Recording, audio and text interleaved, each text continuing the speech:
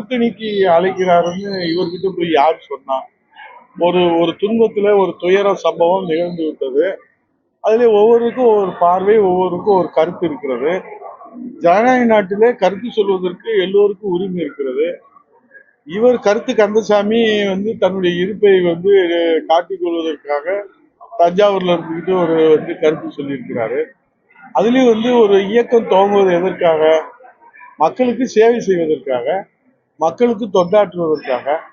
அது குறித்து ஏதாவது திட்டங்களை சொல்லுவாருன்னு பார்த்தா, இவர் எப்போ பார்த்தாலும் எடப்பாடியை திட்டுறதே வேலையா வச்சுக்கிட்டு இருந்தாருன்னா இதுக்கு எதுக்கு கட்சி? இப்போ அம்மாவனுடைய திருவுருவப்படத்தை கொடியில வச்சிருக்கிறாரு. ஆனால் அம்மாவுடைய சாவுக்கு காரணமாக இருந்த திமுக எத்தனை அரசியல் காழ்ப்புணர்ச்சியோடு பொய் வழக்கு போட்டாங்க. அந்த அரசையும் முதலமைச்சரையும் பாராட்டுனது, புகழ் பத்திரம் வாசிக்கிறவரு எப்படி அதிமுக கொடுத்து கருத்து சொல்ல முடியும்? அப்பயே அந்த தகுதியும் அந்த அருகதையும் இழந்துட்டாங்கல்ல. எப்போ திராவிட முன்னேற்ற கழகத்தை பாராட்டணும், புகழணும், அதன் மூலியமா என்ன பிரதிபலன் அடையணும்னு நமக்கு தெரியாது, ஆண்டவனுக்கு தான் வெளிச்சம்.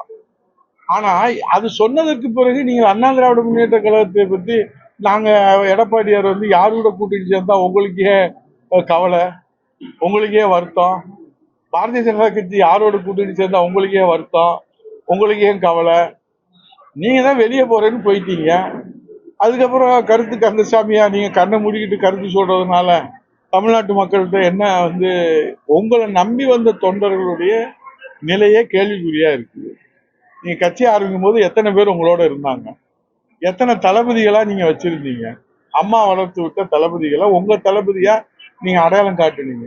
செந்தில் பாலாஜியில இருந்து ஆரம்பிச்சுக்கோங்க, தருமபுரி பழனியப்பன், தங்க தமிழ் செல்வன், இப்படி நீங்க தொடர்ந்து எடுத்துக்கிட்ட 18 சட்டமன்ற உறுப்பினர்கள் உங்களை நம்பி தானே கையெழுத்து போட்டாங்க. அவங்களுடைய அரசியல்ல பொது வாழ்க்கையில தலையெழுத்து என்ன? எத்தனை பேர் உங்களை விட்டு நீங்க கட்சி ஆரம்பிச்சதுக்கு பிறகு வெளியே போயிருக்கிறாங்க? எத்தனை பேர் வெளியே போறதுக்கு சுப முகூர்த்தம் பார்த்துக்கிட்டு இருக்கிறாங்க? அதுல கவனம் செலுத்தி அதுல என்ன மக்களுக்கு செய்ய போறோம், தொண்டர்களுக்கு என்ன செய்ய போறோம், தமிழ்நாட்டு மக்களுக்கு என்ன செய்ய போறோம், எங்களுடைய அஜெண்டா என்ன, எங்களுடைய திட்டங்கள் என்ன, எங்களுக்கு நாங்க சுகாதாரமான குடிநீர் தரப்போறோம், பாதுகாப்பான மக்களுக்கு பாதுகாப்பு அரணா இருக்க போறோம். இன்னைக்கு நாட்டுடைய நிலைமை என்னன்னு தமிழ்நாட்டு மக்களுக்கு நல்லா தெரியும். ஆகவே இவரை நம்பி வந்தவங்களே நட்டாற்றுல இருக்கிறாங்க. இவரு காலையில எந்திரிச்சு நாங்க அதை செஞ்சிருவோம் இதை செஞ்சிருவோம்னு டெய்லி ஒரு பேட்டியை கொடுத்துட்டு இது என்ன உங்களுக்கு பலன் கிடைக்க போகுது, மக்களுக்கு என்ன நன்மை ஏற்பட போகுது?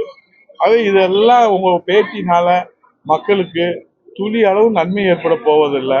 உங்களுக்கு இருப்ப வேணா நீங்க ஊடகத்து மத்தியில உறுதி செஞ்சுக்கலாமே தவிர மக்கள் மனதில் இடம் பிடிப்பதற்கு அவர் தவறான வழியில போறாரு. ஏற்கனவே புரிஞ்சவங்க அவரை விட்டுட்டு வெளியே வந்துட்டாங்க, மக்கள் புரிஞ்சவங்க நிராகரிச்சுட்டாங்க, இனியும் புரிஞ்சுக்கிறவங்க சுப முகூர்த்தம் பார்த்துட்டு இருந்தாங்க அவரை விட்டு வெளியே வர்றதுக்கு. இதுல அவருடைய நிலைமை.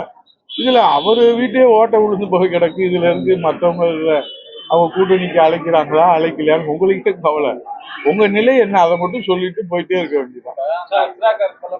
விசாரணை குழு போட்டிருக்காங்க சார், அதெல்லாம் நியாயமா அந்த விஷயத்தை இது பண்ணுவாங்கன்னு அதிமுக நீதிமன்றம் ஒரு ஒரு மாண்புமிகு நீதியரசர் ஒரு கருத்து சொல்றாருன்னு சொன்னா அதை நம்ம இப்ப அவங்க ஒரு தீர்ப்பு சொல்லியிருக்கிறாங்க. அந்த தீர்ப்பு அடிப்படையில குழு அமைச்சிருக்கிறாங்க.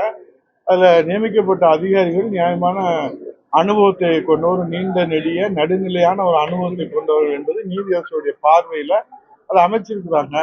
அந்த நீதிபதியுடைய தீர்ப்பை நம்ம விவாதிக்கிறதுல என்ன இருக்கு? அதுல ஒரு விஷயம் நேற்று பேசும்போது எடப்பாடி அவர் என்ன சொல்லியிருந்தாங்கன்னா, ஒழுங்கா சரியா விசாரிக்கலாம், நாங்க 2026 ஒரு நபர் அவங்க சொன்னது நீங்க ஒரு நபர் கமிஷன் அமைச்சிருக்காங்கல்ல, ஏன் இவ்வளவு அவசரமா?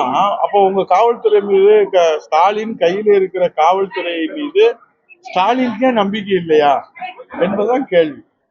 நீங்க ஒரு விஷயம் நடந்திருக்குது காவல்துறையில என்ன, அப்ப நீங்க எஸ்பி மேல நடவடிக்கை எடுத்திருக்கணும். எந்த காவல்துறை மீது நடவடிக்கை எடுக்கல. ஆனா காவல்துறையின் மீது நம்பிக்கை இழந்தது போல ஒரு நபர் கமிஷனை நீங்க அமைக்கிறீங்க. அப்ப சிபிஐ விசாரணைக்கு போனா அதுக்கு நீங்க அனுமதிக்க மாட்டீங்க.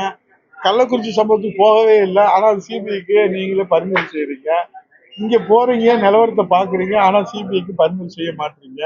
உங்களுடைய நிலைப்பாடு என்னன்னு மக்களுக்கு தெளிவுபடுத்தணும். அதுதான் மாண்புமிகு எதிர்க்கட்சி தலைவர் ரொம்ப தெளிவா ஏன் அவசரப்படுறீங்க, செந்தில் பாலாஜி ஏன் அவசரப்படுறாரு, ஏன் என்ன பண்ண போறீங்க, ஏன் பதட்டப்படுறீங்க, உண்மையே மக்களுக்கு சொல்ல வேண்டிய பொறுப்பு கடமையும் இருக்கு. அதான் சொல்றோம். செய்திகளை உடனுக்குடன் தெரிந்து கொள்ள கீழ்கண்ட கேபிள் மற்றும் டிடிஹெச் நெட்வொர்க்குகளில் எம்நாடு செய்தி தொலைக்காட்சியை காணுங்கள். பாதகம் செய்பவரை கண்டால் நாம் பயம் கொள்ளலாகாது பாப்பா. மோதி மிதித்துவிடு பாப்பா, அவர் முகத்தில் உமிழ்ந்துவிடு பாப்பா. அண்மை செய்திகளை உடனுக்குடன் தெரிந்து கொள்ள இணைந்திருங்கள் எம்நாடு தொலைக்காட்சியுடன்.